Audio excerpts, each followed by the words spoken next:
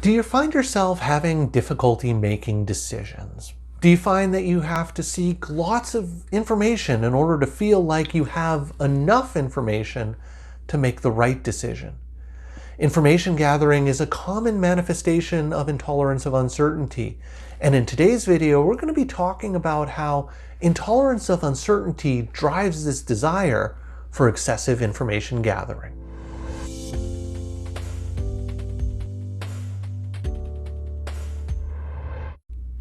Hi everyone!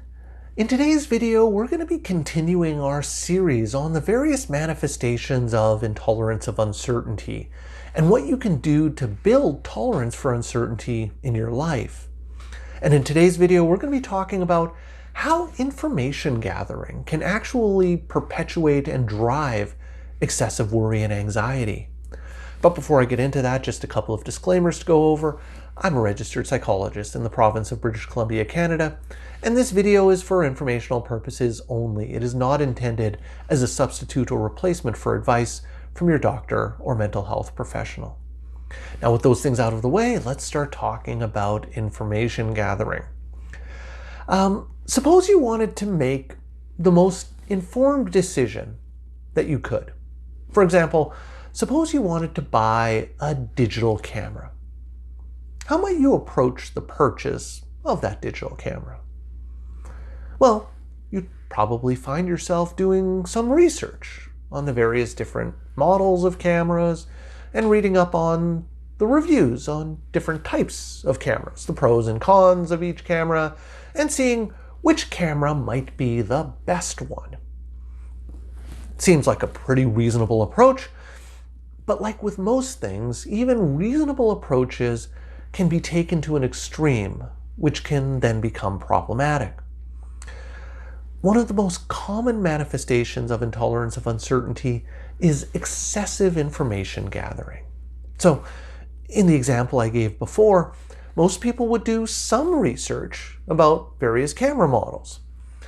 However, for someone who's anxious or for someone who tends to worry a lot, they're likely to do excessive information gathering, reading every review that they can find about the particular model of camera that they're interested in.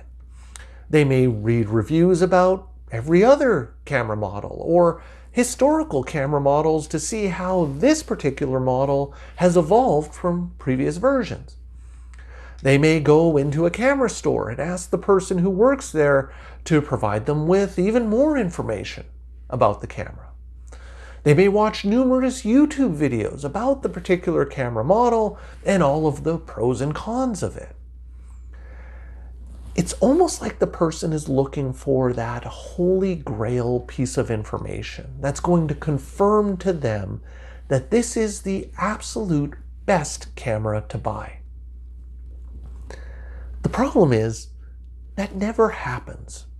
And it's rare that there is ever one particular piece of information that absolutely confirms that a decision is the right one. There's always some uncertainty. So you see, excessive information gathering is an example of intolerance of uncertainty because what the person is trying to do is to eliminate uncertainty about the decision that they're trying to make. By gathering more and more information, it's all aimed at reducing the uncertainty that they're going to make the wrong choice. And so it almost becomes self-reinforcing that the person needs to continue seeking out information until they're certain that their decision is the right one, the perfect decision. Now, you might be wondering, what's the big deal about this? So what if a person likes to do lots of research before making a decision? Isn't that just being reasonable or responsible? And I agree, a reasonable amount of information gathering makes sense. But excessive information gathering has a couple of significant problems associated with it. First of all, it makes a person extremely inefficient. If it takes me 50 hours of research to decide on what digital camera to buy, that's an awfully big chunk of my life that I'm investing into making a decision about a camera. If I have to put that much time and effort and information gathering into all of my decisions, it's going to be very difficult for me to make any decisions. The reality is, after doing a certain amount of research, any further research beyond that is diminishing gains, and it's unlikely to alter or change the decision that I'm ultimately going to make. And so all of that information gathering, it's kind of pointless.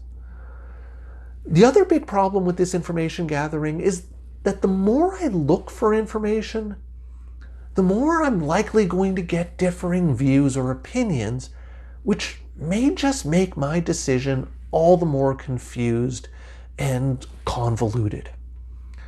By having so much information and so many different perspectives, it may actually make it more difficult and more confusing and more uncertain about what the right decision is. So if you find that you do a lot of excessive information gathering and you recognize that it's a form of intolerance of uncertainty, what can you do about this? How can you fix this? How can you change this? Well, the first step is to recognize that you're engaging in excessive information gathering. And you're doing this as a way of trying to eliminate uncertainty, to try and guarantee that you're making the perfect decision. And once you're aware of that, the next step is to think about potential behavioral experiments that you can do that involve making decisions without excessive information gathering ahead of time. Now, this doesn't have to be a huge step, but it can be a small shift in behavior in which you plan to make decisions without the excessive information gathering. You want to think about these types of behavioral experiments as tests of the predictive accuracy of your worry. So for example, a behavioral experiment could be something along the lines of going shopping for cake mix and not pulling out my phone and reading the reviews, comparing the different types of cake mixes, or not taking a look at the nutritional value labels on the cake mix boxes to try and determine which is the healthiest or the best cake mix to buy. The experiment is to just go into the store, give myself a maximum of 30 seconds to make a decision on the cake mix, and that's the behavioral experiment. That's what I'm going to do differently. The next step is to think about what I worry is going to happen in that situation. This is essentially my prediction of what will happen when I buy the cake mix. You see, the key is to think about your worries as predictions because it's all they really are. Worries are just predictions. So what might my worry predictions be in this situation? Well, I might worry that the cake mix is going to taste awful, or that I'll bring the cake mix home and my wife will be upset with me because it has too much sugar in it. Or I bring the cake mix home and my kids tell me I should have picked the other cake mix. Those are all the things that I predict are going to happen when I buy this cake mix. So we have the experiment, what I'm going to do. We have my prediction, what my worry tells me is going to happen. And so the next step is to actually go to the store, buy the cake mix, and then see what happens. This is the data collection step in the tolerating uncertainty experiment. By collecting the data, I now have evidence which I can compare to what my worry prediction actually was. And that's the last step, comparing what actually happened to what I predicted was going to happen. By doing this comparison, it gives you a sense of how accurate your worries are at predicting what's going to happen.